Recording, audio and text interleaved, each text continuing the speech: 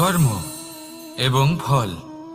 দেখতে গেলে এই সমস্ত ব্রহ্মাণ্ড এই দুইয়ের মাঝেই স্থির হয়ে আছে। মানুষজন কর্ম করেন ভালো ফল লাভের আশায়, আর ভালো ফল লাভের আশায় উনি এটাই ভুলে যান যে উনি যে কর্ম করছেন তা কি করছেন। আমি বলেছিলাম কর্ম করুন ফলের চিন্তা না করে, কিন্তু কি কর্ম করছেন সেই বিষয়ে ভাবাটাও অত্যন্ত আবশ্যক। নয়তো অনেক সময় আমরা এমন কর্ম করে ফেলি যা না চাইতেও বিষে পরিণত হয়, যা হয়েছে দুঃশাসনের সাথে, দুর্যোধনের সাথে, গুরু দ্রোণের সাথে। একজনের মানসিকতা উচিত ছিল না, একজনের বিবেক উচিত ছিল না, আরেকজন যে পক্ষ নির্বাচন করেছিলেন সেই পক্ষ উচিত ছিল না। আর যা কিছু ওনাদের সাথে হলো, আপনার আমাদের সকলের সাথে তা হতে পারে। আমি বলেছিলাম কর্ম করুন, ফলের চিন্তা করবেন না, কিন্তু এই কর্মের বিষয়ে বিচার করে দেখাটাও ততটাই আবশ্যক।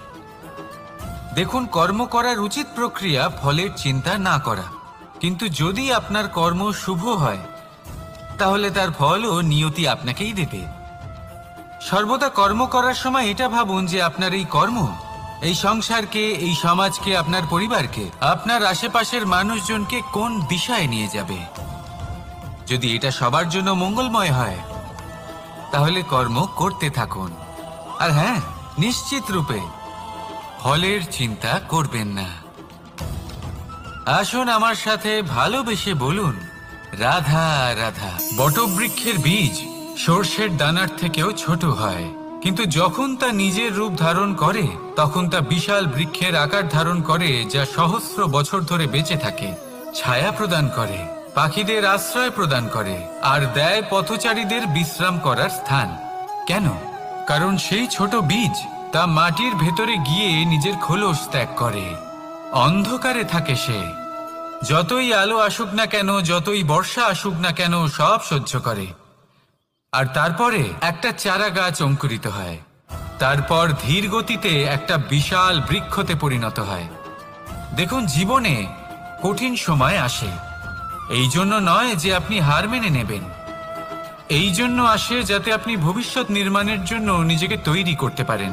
যদি কঠিন সময়ে আপনি ওই বীজের মতো দৃঢ় হয়ে থাকতে পারেন, তাহলে আপনিও একদিন সেই বিশাল বৃক্ষের মতো নিজের অস্তিত্ব গড়ে তুলতে পারবেন, যা সহস্র বছর পর্যন্ত মনে রাখা হবে। আসুন আমার সাথে ভালোবেসে বলুন রাধা রাধা। এই ব্রহ্মাণ্ড কত বৃহৎ, তাই না? যার সম্মুখে এই পৃথিবীকেও একটা বিন্দুর মতো মনে হয়। আর এই পৃথিবীতে আমরা কে হই, আমাদের আকার কিরকম, আমাদের অস্তিত্বই বা কি? যখন আমরা এভাবে ভাবি তখন মনে হয় আমরা কিছুই নই। তা আমরা যখন কিছুই নই, তাহলে আমরা এত চিন্তা করি কেন? কি ভেবে ভয় পাই? কাকেই বা এত ভয় পাই? কে আমাদের মারতে পারে আর কেই বা আমাদের জন্ম দেবে?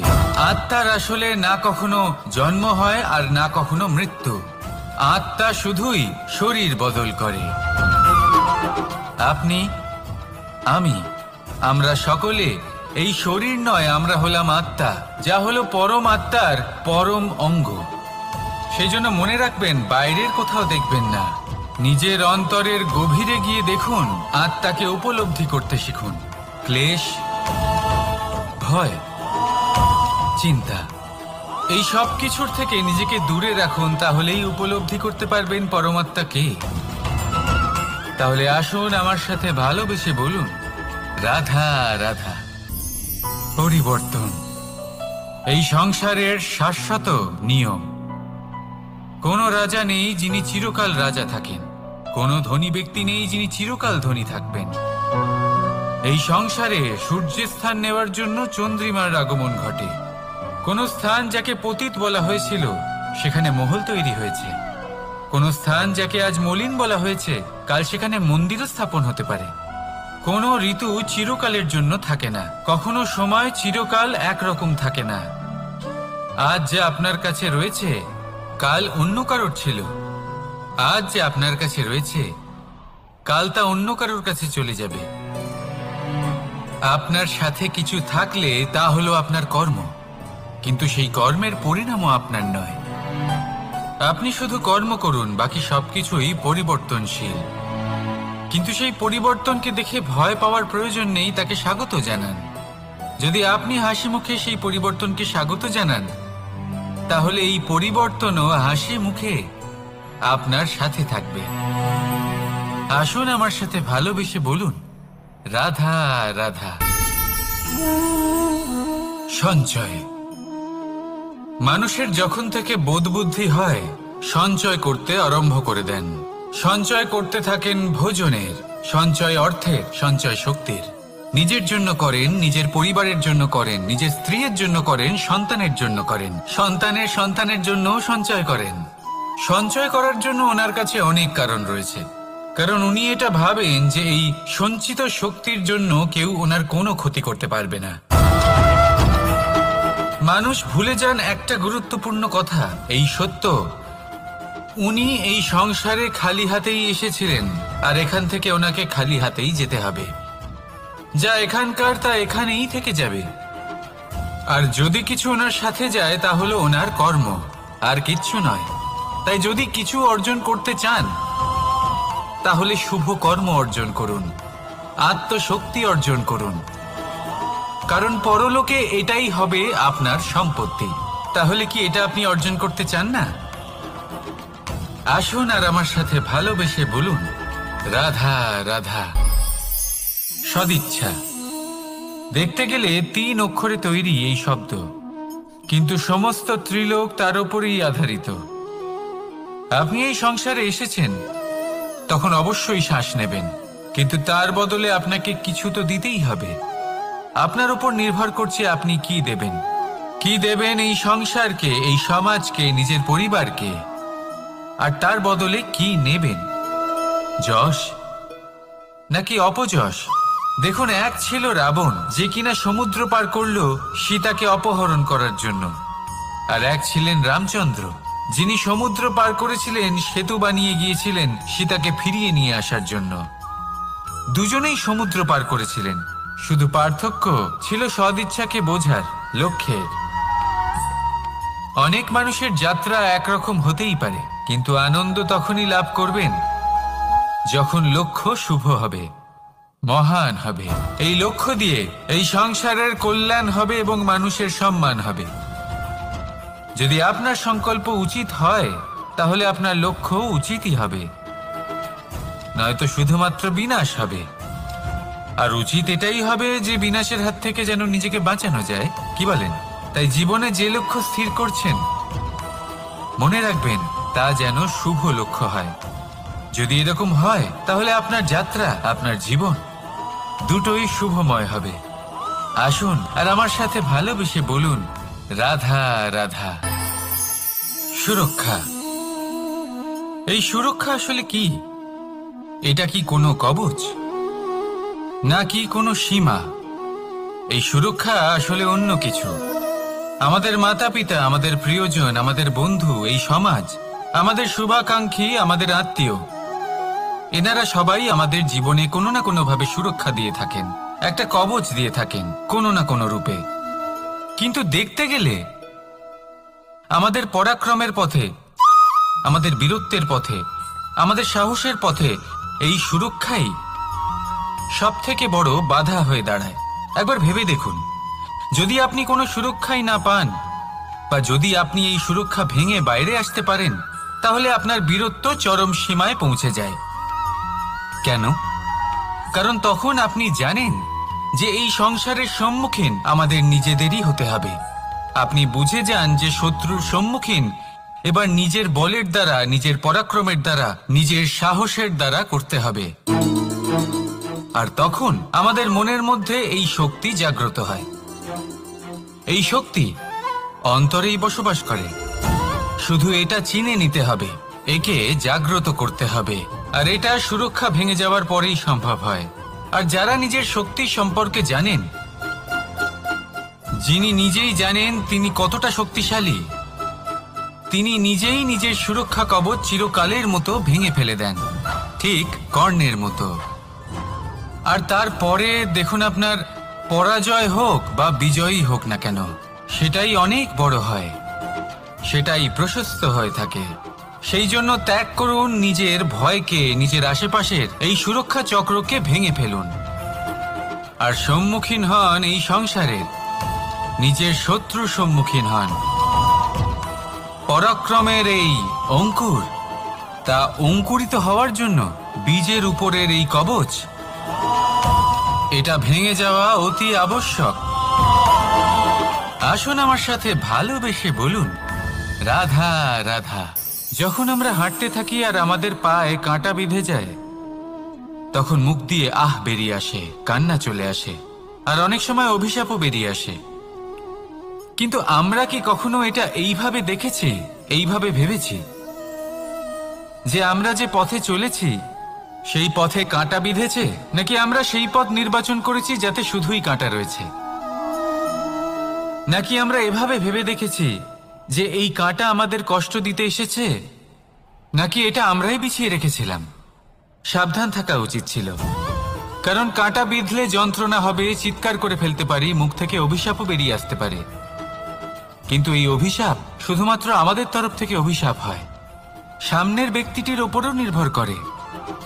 এবার সেই ব্যক্তি যদি এমন হয় যে ফুল আর কাঁটা এই দুই সমানভাবে গ্রহণ করতে পারে, তার কাছে অভিশাপও বরদানে পরিণত হয়। শেষ পর্যন্ত ব্যাপারটা দাঁড়ায় ভাবনা, চিন্তা, দৃষ্টিভঙ্গির ওপর। কারণ আপনার এই ভাবনাই সত্যি হয়ে সামনে আসে। সেই জন্য এই ভাবনা, চিন্তা, মানসিকতাকে গুরুত্ব সহকারে দেখবেন। এই বিবেচনা নিয়ে বিবেচনা করতে শিখুন। আমার কথার অর্থ হলো যে জীবনে যখন এরকম কিছু একটা ঘটবে, তখন ভেবে দেখুন যে এরকম কেন হলো। আপনি কি এমন কোনো কর্ম করেছিলেন যার কর্মফল এটা? এমন কোনো কাজ যা অনুচিত ছিল, অসত্য ছিল, যা অভদ্রতার কারণ ছিল? ভেবে দেখা প্রয়োজন। দেখুন, ইচ্ছে হলো আপনার যে আপনি কি করতে চান, ভাবনা আপনার, সত্য আপনার, জীবন আপনার, সিদ্ধান্ত আপনার। আসুন আর আমার সাথে ভালোবেসে বলুন, রাধা রাধা। সময়, এই সময় আসলে কি? এই সময় একটা সরল রেখা তো কখনোই নয়। সময় হলো একটা চক্র, যেখানে এর আদি সেখানেই হলো এর অন্ত, আর যেখানে তা শেষ হয় সেখান থেকেই তার শুরু হয়। এই সময় একটা অত্যন্ত বিচিত্র চিন্তা, বিচিত্র ভাবনা, এ একটা বিচিত্র বস্তু যা কেউ বুঝতে পারেন না। এই সময়ের লীলা, এর কোনো প্রমাণ নেই, কোনো জ্ঞান নেই, কোনো পরিমাপ নেই। শুধু এটুকু আমরা জানতে পারি, যেখানে শেষ হবে সেখান থেকে একটা নতুন সূচনাও হবে। যা আজ আপনার কাছে আছে, কাল অন্য কারোর কাছে যাবে, তারপরে তার কাছ থেকেও অন্য কারোর কাছে যাবে, তারপরে তার থেকেও ছিনিয়ে নেওয়া হবে। এই নিয়তির একজনের কাছ থেকে অন্যজনের কাছে আদান প্রদানের এই সময় হলো আপনার সময়। এই সময়ের সদ্ব্যবহার করুন, এই সময়কে বাঁচুন। আপনাকে শুধু এটাই সুনিশ্চিত করতে হবে যে আপনি কোন পক্ষে আছেন। আর সত্যি বলতে কি, আপনার জীবনের পরিণাম নির্ভর করে আপনার নির্বাচনের ওপর। আপনি কোন পক্ষ নির্বাচন করছেন। তাহলে মনে রাখবেন, জীবনে সেই পক্ষই নির্বাচন করবেন যা চয়ন করার পরে আপনি সুখ অনুভব করবেন, আপনি সন্তোষ লাভ করবেন, প্রসন্নতা লাভ করবেন। আর আমি এটাই সুনিশ্চিত করব যে এই পক্ষ যেন শান্তির পক্ষ হয়, এই পক্ষই যেন প্রেমের পক্ষ হয়। তাহলে চিন্তা করবেন না, আর আসুন আমার সাথে ভালোবেসে বলুন, রাধা রাধা। দৃষ্টি আর দৃষ্টিভঙ্গি, এই সমগ্র লীলা হলো এই দুইয়ের। বিচিত্র হতে পারে, কিন্তু এটাই সত্যি। এবার আপনাকে একটা উদাহরণ দিয়ে বোঝাই। অনেক সময় আপনি কোনো ব্যক্তিকে এটা বলতে শুনবেন যে আমি আমার নিজের উপরে গর্ব করি, আমি নিজেকে নিয়ে গর্ব করি, আমি খুব ভালোভাবে আমার মা বাবার সেবা করি, ওনাদের আমি সবসময় সুখী রাখি, ওনাদের আমি একটা বাড়ি দিয়েছি, সকল সুখ সুবিধা দিয়েছি, ওনাদের জীবনে প্রত্যেক জিনিস দিয়েছি আর দেব যা তাদের প্রয়োজন। এবার আমাকে বলুন যে আপনি কে হন। আপনি হলেন সেই বীজ যা আপনার মাতা পিতা রোপণ করেছেন। আপনার মা বাবাই আপনাকে এই সংসারে জন্ম দিয়েছেন। এবার এইসব কথার কি তাৎপর্য? এই হলো সেই ব্যক্তির দৃষ্টিভঙ্গি। এবার দেখা যাক এই প্রকৃতি আমাদের কি শেখায়। কখনো কোনো গাছকে দেখবেন, যখন সেই গাছে ফল আসে, সে মালিকে এটা বলে না যে দেখো আমি তোমাকে ফল খেতে দিচ্ছি। সেই বৃক্ষ এটা বলে না যে দেখো আমি তোমায় আহার করতে দিচ্ছি, কারণ ও জানে যে এটা হলো সেই মালির পরিশ্রম, এটা হলো তারই কর্মের ফল আর এটা তারই পাওয়া উচিত। সে বলে যে তোমার জিনিস তোমাকেই অর্পণ করলাম, এ আমার জিনিস নয়। ও জানে সেই মালির গুরুত্ব আসলে কি। এটা হলো তার দৃষ্টিভঙ্গি। সেই জন্য আপনি জীবনে কোন ব্যক্তির মধ্যে, কোন পশু পাখির মধ্যে, কোন প্রাণীর মধ্যে, কোন পরিস্থিতিতে, কোন আবেগের মুহূর্তে কি দেখতে পাচ্ছেন, সেটা আপনার দৃষ্টিভঙ্গির উপরে নির্ভর করছে। তাই নিজের মনে ধন্যাত্মক ভাব জাগ্রত করুন, শুভ চিন্তা নিয়ে আসুন। এই ভাবনাই সত্য হয়ে সামনে আসবে। এই দৃষ্টিভঙ্গি এমন হয়ে যাবে যে আপনার জীবনে সবকিছুই শুভ হবে। তাহলে আসুন আর আমার সাথে ভালোবেসে বলুন, রাধা রাধা। প্রতিশোধ অথবা কাউকে দুঃখ দেওয়ার ভাবনা, যদি এটা আপনার মনে থাকে, তাহলে আপনি নিজের মনেই যন্ত্রণার একটা বিশাল বৃক্ষ রোপণ করছেন, এটা মনে রাখবেন।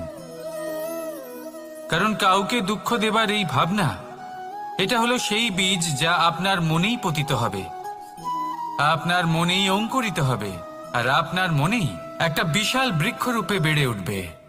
জীবন আপনার, কর্ম আপনার, কাউকে দুঃখ দেবার ভাবনা আপনার ছিল, এই বৃক্ষ হলো আপনার, তাই এর ফলও আপনিই পাবেন, যা গ্রহণও আপনাকেই করতে হবে।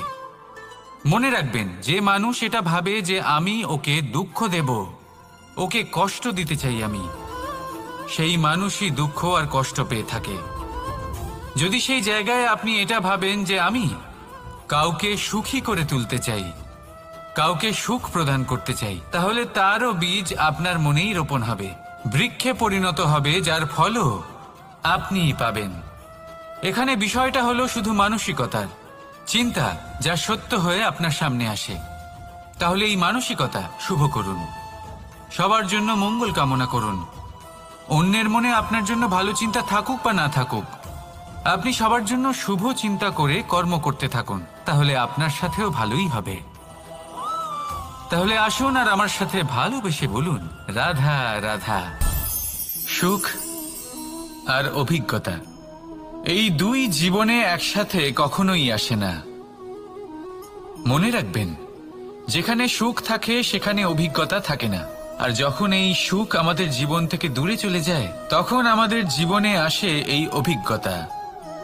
পরমাত্মা, প্রকৃতি, নিয়তি এই অভিজ্ঞতাকে আমাদের জীবনে পাঠান, যাতে আমরা একটা অত্যন্ত গুরুত্বপূর্ণ শিক্ষা, একটা জ্ঞান প্রাপ্ত করতে পারি। এই অভিজ্ঞতা আমাদের শেখায় যে অতীতে এমন কি হয়েছিল যা আমাদের করা উচিত হয়নি। আমাদের শেখায় ভবিষ্যতে এমন কি আছে যা আমাদের করা উচিত আর কি করা উচিত নয়। দেখতে গেলে এই অভিজ্ঞতা আমাদের সেই শিক্ষা দেয় যার জন্য আমরা সুখের দিকে উচিতভাবে অগ্রসর হতে পারি। সেই জন্য জীবনে যখনই দুঃখ আসবে, দুঃখের এই সময় আসবে, তখন হতাশ হবেন না।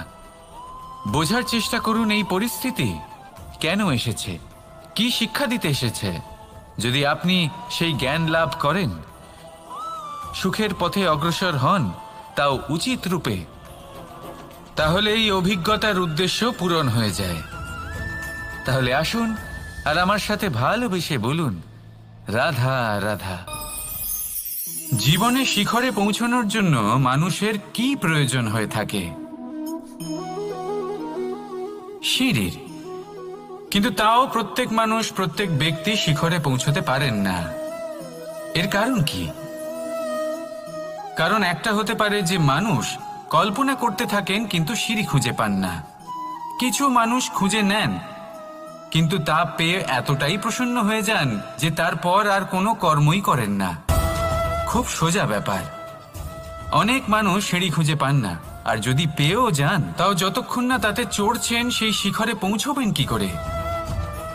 যতক্ষণ না আপনি পরিশ্রম করছেন, যতক্ষণ না সেই সিঁড়িতে আপনি চড়ছেন, যতক্ষণ না ক্লান্ত হচ্ছেন, আপনার পায়ে হাঁটুতে ব্যথা না হচ্ছে, ততক্ষণ এই শিখরে পৌঁছানোর সৌভাগ্য লাভ করতে পারবেন না। তাহলে কল্পনার সাথে কর্ম করুন, পরিকল্পনার সাথে পরিশ্রম করুন, সব কিছু পাবেন। আসুন আমার সাথে ভালোবেসে বলুন, রাধা রাধা। সমস্যা, কঠিন সময়, সংকট, বিপদ কার জীবনে নেই? প্রত্যেকের জীবনে আছে।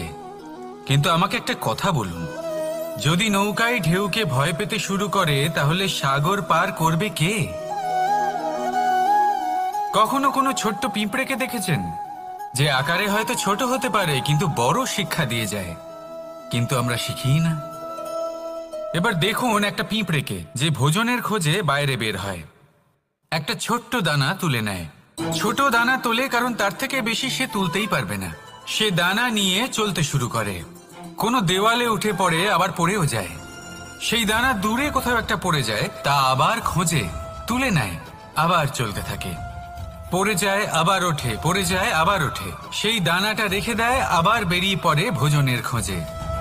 পরিশ্রম করতে থাকে কিন্তু হার মানে না। এই শিক্ষাই তো আমাদের প্রাপ্ত করতে হবে।